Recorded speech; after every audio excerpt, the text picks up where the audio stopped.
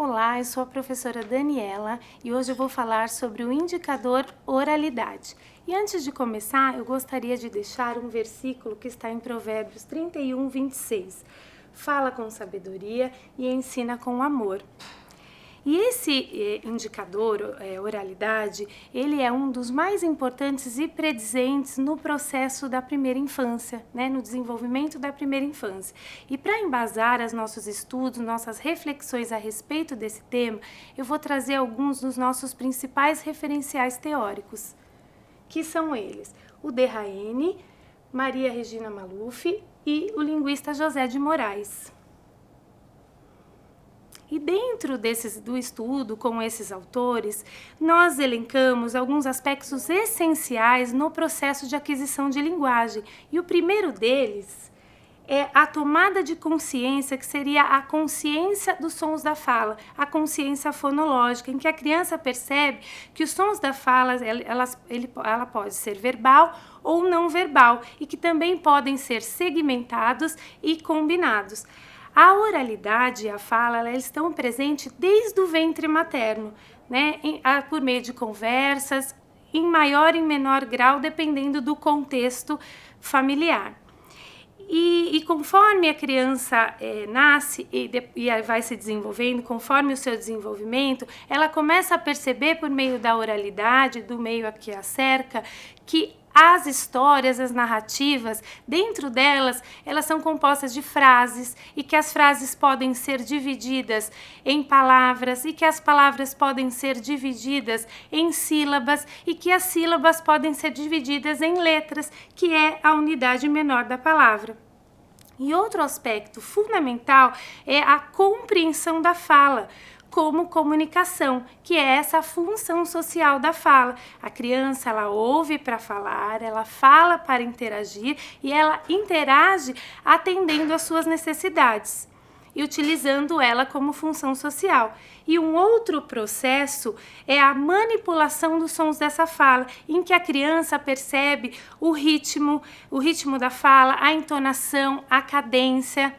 E, por fim, o último aspecto que nós elencamos dentro desses estudos com esses nossos referenciais teóricos é a capacidade de expressar sentimentos por meio da fala, em que a criança percebe que na fala eu posso colocar o tom de voz triste, calmo, feliz.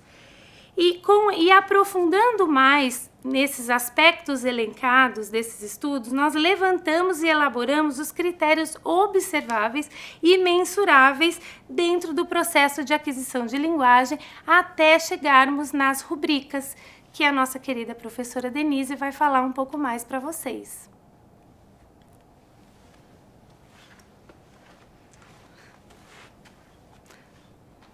Olá, eu sou a Denise. A Dani acabou de contar um pouquinho para vocês o referencial teórico e as concepções que embasaram o nosso trabalho. E eu imagino que você está aí se perguntando, e na prática, eu, professora, como é que eu faço isso? E é exatamente isso que eu vou contar um pouquinho para vocês.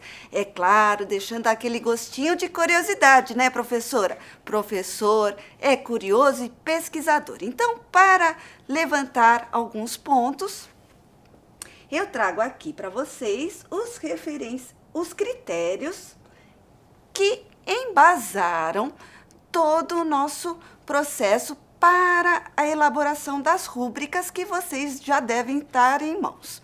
Então, nós temos fluência e coerência, que refere-se à organização de pensamento, consciência fonológica, manipulação dos sons da fala, e o léxico, que é o repertório de palavras.